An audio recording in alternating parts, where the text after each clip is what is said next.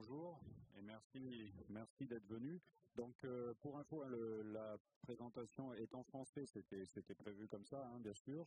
Les slides sont volontairement en anglais, on les a fait exprès en anglais pour qu'ils soient peut-être un peu plus largement lisibles et accessibles à tous au cas où sur la rediffusion, quoi.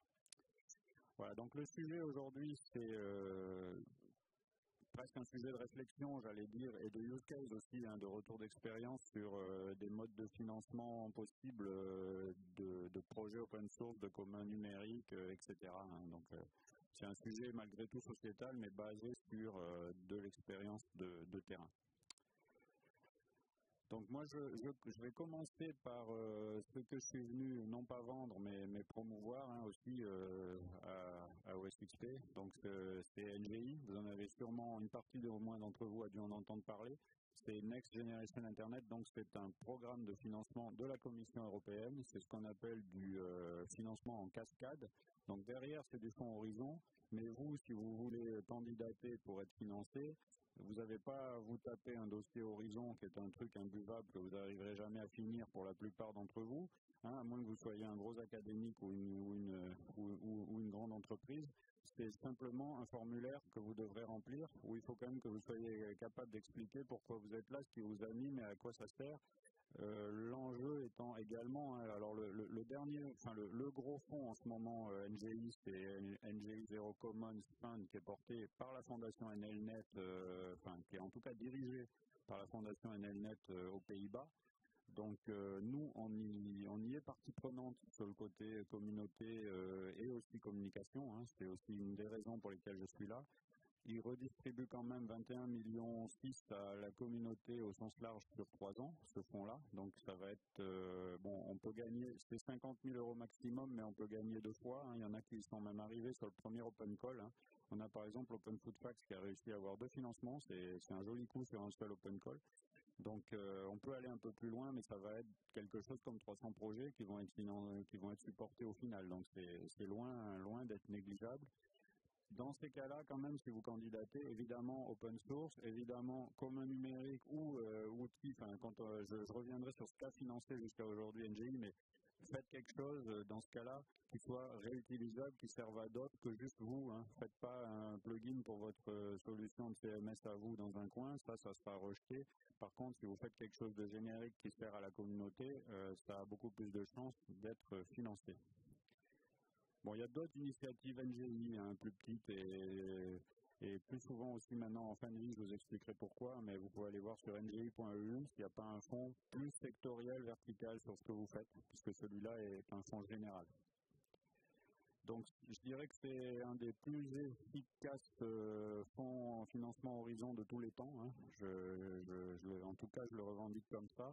Il a financé quand même environ 1200 projets sur 6 ans, avec une moyenne de 80 cas à peu près, je crois, sur différents financements. Des fois, c'est un peu plus que les 50 dont je parlais tout à l'heure. Au niveau du track record, il y a une petite liste de projets qui ont été financés par NGI. Il n'y a pas que ceux-là, puisqu'il y en a 1200, mais ceux-là, ils sont quand même assez emblématiques. Donc, vous retrouvez des communs à la Mastodon, Open Food Facts, etc., OpenStreetMap. Vous retrouvez des outils à la PeerTube, Jitsi, Big Blue Button, etc., du travail collaboratif, Nextcloud, Thunderbird aussi a eu des fonds. J'ai dû oublier LibreOffice peut-être. Non, je l'ai mis dans la liste. Il y a quand même pas mal de communs et de logiciels essentiels qui ont été aidés, soutenus par NGI. Donc n'hésitez pas. Même il y a aussi tout un tas de TPE ou de petites associations qui ont réussi à obtenir. Et c'est pas la peine d'être un grand nom pour obtenir. Je les mets en avant parce que ça fait bien au niveau de la communication, mais il n'y a pas que cela. Voilà. Donc c'est évidemment très important pour les droits civiques et la souveraineté. Donc j'ai remis cette phrase emblématique que NGI n'a pas hésité à publier dans le rationnel, dans la page qui présente le fonds NGI Zero Commons. C'est-à-dire que pour répondre à l'échec du marché, lequel marché nous fait des X Twitter, des Google Docs et autres, Facebook par exemple, d'accord. Donc échec du marché qui nous pousse avec des algorithmes, des contenus discutables, voire même de la manipulation. La course en avant technologique, vers la dystopie, c'est-à-dire la surveillance de masse, hein, avec un capitalisme de la donnée. C'est pas anticapitaliste que je dis, hein, c'est anti-appropriation de la donnée et utilisation pervasive du silo de données, à la fois par le privé pour vous manipuler ou vous vendre des trucs, et par les États pour vous surveiller. Donc c'est là-dessus que NLNet axe un petit peu son objectif, quoi, en disant que la solution pour échapper à ça, pour sortir de ça, qui est un échec, c'est l'action collective. Donc on doit se retrousser les manches avec l'appui de fonds publics. Voilà. Alors aujourd'hui, il faut savoir que, juste avant de passer le mot quand même, parce que Julien va vous parler aussi d'autres idées sur le financement de communs, d'open source, etc. Nous, on amène cette vision-là, financement en cascade, simple d'accès, mais il peut y avoir d'autres solutions, donc il a pas mal réfléchi là-dessus. Je voulais aussi vous dire que NGI actuellement est menacé, clairement. Le budget sur 2025 a été coupé par la Commission européenne. Donc peut-être qu'il reviendra en 2026. On a fait beaucoup de boulot de lobbying, pas que nous, hein, la Free Software Foundation Europe, l'Internet Society, NLNet. On est nombreux, l'appel, on est nombreux à avoir agi et ça commence à s'entendre à l'Europe, hein, ça fait du bruit. Donc ça va peut-être revenir. Il faut savoir aussi qu'il y a une nouvelle personne qui est arrivée à la Commission, Madame Virkkunen. On ne sait pas encore ce qu'elle va faire parce qu'elle vient d'arriver, mais elle est quand même beaucoup plus axée commun numérique, beaucoup plus axée souveraineté, décentralisation, etc. Donc on va peut-être pouvoir parler avec cela. Donc ça reviendra peut-être, mais pour l'instant c'est une espèce en voie de disparition, NGI, donc profitez-en. Les fonds en cours évidemment ne sont pas remis en cause. Donc une success story de NGI, c'est notre ami Julien à côté, hein, qui a obtenu un fonds. 2 fonds même, ou peut-être même, 2 en tout cas, 2 financements sur 2 programmes NG différents avec Datami dont il va vous parler. Donc il a obtenu un NGI Search et un NGI Zero Commons. Donc c'est possible, hein, s'il a pu faire ça avec sa coopérative, hein, là c'est pas Mastodon, il est moins connu. Ça veut dire que peut-être que vous allez y arriver aussi, il n'y a pas de raison. Voilà. Donc je te passe la main.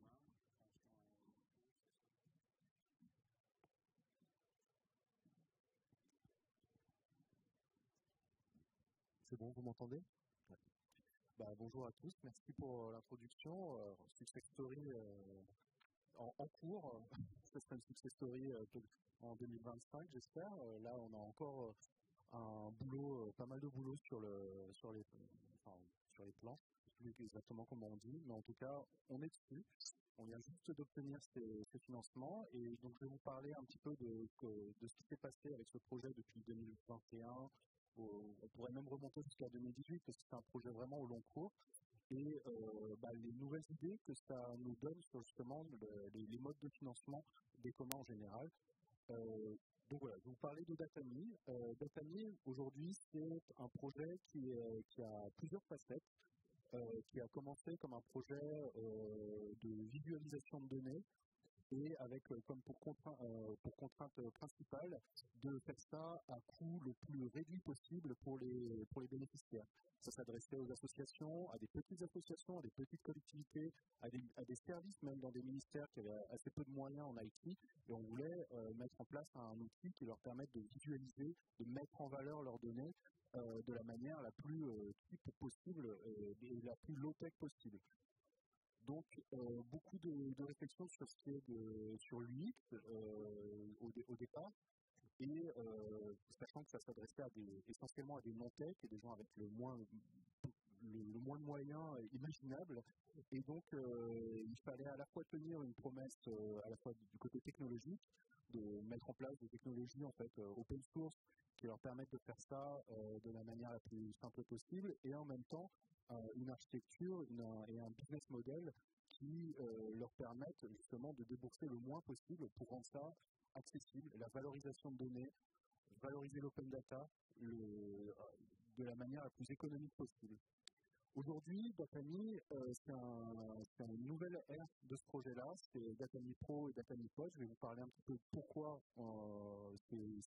ces noms, ces sous-titres-là, parce que ça correspond à des chantiers, à des roadmaps, chacune adossée à une subvention NGI différente en 2024-2025.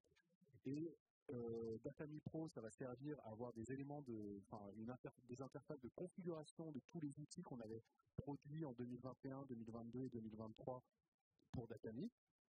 Et donc, on a eu une remontée de besoins qui était les utilisateurs avaient besoin de plus prendre la main sur les éléments de configuration, donc tout ce qui se passe en amont de la valorisation de leurs données.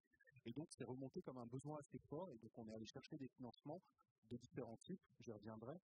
Et tout ça pour qu'ils aient des interfaces qui leur permettent de configurer des widgets, les widgets qu'on a produits depuis 2021, etc. Et Datami Pods, c'est plutôt une partie, une roadmap qui est plutôt dans les couches basses du projet. C'est-à-dire que jusqu'à maintenant, il y avait un paradigme pour ce projet-là qui est si on a envie de faciliter la publication en open data, il faut rester sur des standards les plus ouverts possibles. Et si on veut rester le plus économique possible, on s'appuie sur des outils d'ores et déjà gratuits. Donc il y avait le premier paradigme de Datami au départ, c'était tout ce qui est donné, on met ça sur des plateformes GitHub ou GitLab. Tous les utilisateurs, comme ça, ils stockent leurs données là-dessus, ça leur coûte rien. Et donc, ça a ses limites quand même, parce que ça reste des plateformes propriétaires. Et donc, ce qu'on voulait faire, c'était proposer aux utilisateurs de passer leurs données en open data et sur le Fediverse et dans des standards solides. Et donc, ça, c'est le sujet de Datami Pods. Donc, il y a des clients, donc je vais passer assez rapidement parce que quand vous voudrez revenir sur les présentations, si vous voulez, il y a quand même pas mal de slides, de détails, mais tout ça pour vous dire que il y a, on va dire, des besoins qui sont revenus, et nous, on est une coopérative. Donc en fait, pour ce qui est de financer des projets de développement avec des business models pas encore tout à fait clairs, où on a envie de construire une base d'utilisateurs, etc., on ne peut pas faire appel à des levées de fonds. Donc on doit faire soit sur fonds propres, soit on va trouver les sous d'une autre manière, c'est-à-dire en allant chercher des financements publics, du type subventions européennes, subventions françaises, etc. On a aussi, autour de ce produit-là, développé différents types de missions, des missions d'accompagnement, des missions un peu mixtes. On fait à la fois de l'accompagnement, de la mise en place de l'outil et des développements un peu custom, un peu sur mesure pour les différents utilisateurs, et de l'accompagnement à des des projets d'ouverture de données. Donc en fait, on a un peu mixé tout, on a trouvé un petit peu de tout, et en fait, on a donc reçu des subventions de l'ANCT en 2021-2022 dans le cadre je crois que c'était un appel à projet, donc c'est des subventions françaises. Et du coup, aujourd'hui, en 2024, là, depuis avril, on a eu la nouvelle qu'on était effectivement reçu, qu'on avait passé toutes les petites, qu'on avait coché toutes les petites cases de NGI Search et NGI Zero Commons sur ces deux parties de la roadmap. Et ce qui fait que, grosso modo, ça c'est un graphique qui reprend un peu les éléments de financement depuis 2021, on a jonglé. On a jonglé entre, on n'a rien produit sur fonds propres, on n'a rien produit sur le temps libre, on a produit uniquement avec ce qu'on arrivait à trouver comme financement pour les développements, pour faire ça de manière la plus respectueuse de nos salariés, et moi inclus d'ailleurs. Et donc du coup, en 2021, ce qui s'est passé, c'est que la subvention ANCT, on a reçu en deux tranches les premières barres en orange là, à hauteur de 2 fois 30 000 €. On a eu une aide en nature de l'ANCT qui nous a mis à disposition des designers, etc., des chefs de pas chefs de projet, des coachs impact, des personnes comme ça qui ont aidé réellement à faire avancer le projet sur plein d'aspects. On était une équipe de 7, mais la plupart étaient fournis par la NCT. Ensuite, on a eu une période, on va dire, où justement, on ne pouvait pas demander de nouvelles subventions, on n'en a pas trouvé, d'une. Deuxièmement, en tant qu'entreprise, on est soumis au minimis, c'est-à-dire qu'on n'a pas le droit sur 3 années courantes d'aller au-delà de 300 000 € d'aide publique. Donc il faut quand même surveiller ce plafond. Donc on est rentré dans une phase où on a essayé de continuer de faire avancer le projet, mais via des missions. Donc plein de petites missions comme ça, mais des missions très custom en fait.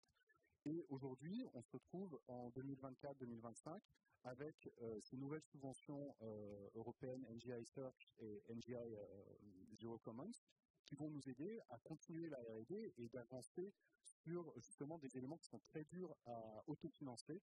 Et donc pour ça, on ne peut que souligner que justement l'existence même de ce type de fonds européen est irremplaçable en fait pour des structures telles que la nôtre où on est une dizaine de salariés et on ne peut pas se permettre de faire ce genre d'investissement en fait à perte.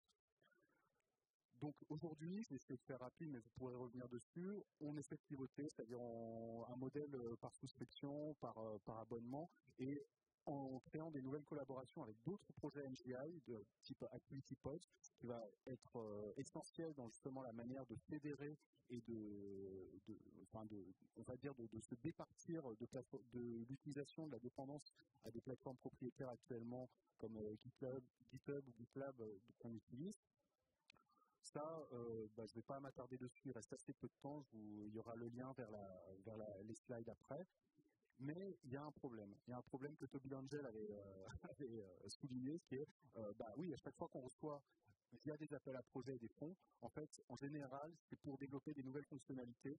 Donc, on est content de recevoir des fonds, on développe une nouvelle fonctionnalité. 6 mois plus tard, on se dit, oh merde, j'en ai une nouvelle à maintenir, quoi. D'où une réflexion.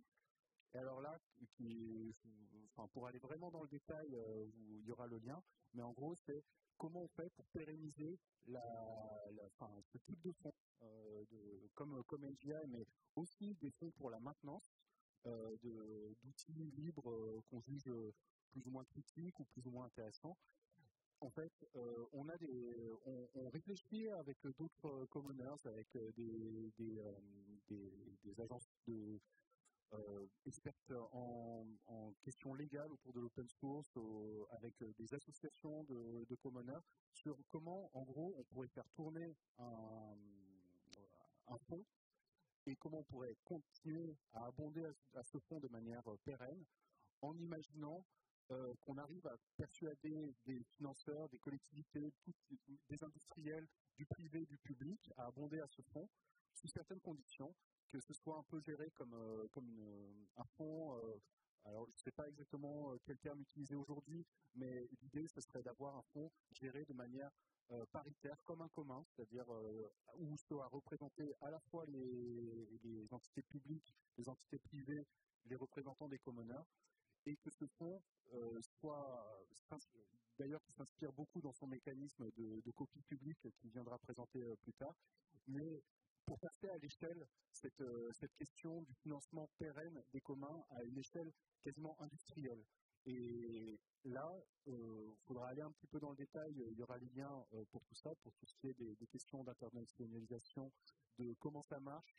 Le principe général qui nous semble intéressant, complètement inspiré de copie publique, c'est en imaginant qu'un donateur privé ou public donne à ce fonds, on pourrait imaginer que lors de la donation, il dit 50% de mon don, je le flèche sur des communs numériques de mon choix, et 50% c'est l'organisation en charge de la gestion de ce fonds qui se chargerait en elle-même de redistribuer, de reventiler vers des communs plus obscurs, plus dans les couches basses.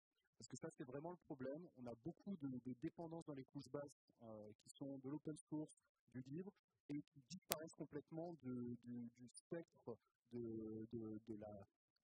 on va dire, de ce qu'ils considèrent être, de ce que, on va dire, ceux qui financent, on va dire, généralement des appels à projets, etc., ça sort de ce spectre-là. On finance en général des nouvelles fonctionnalités, des choses très visuelles, très user-friendly, mais les couches basses, en fait, restent vraiment très invisibles et invisibilisées. Donc il faut trouver une manière de pérenniser leur existence parce qu'on a énormément de risques, de dépendance, et on a aussi envie que ces choses-là continuent à exister. Donc je vous laisse le lien vers la présentation de cette idée que j'ai appelée librairie, qui est ici. Et puis je pense que pour tout ce qui est du reste, on arrive au bout de la discussion.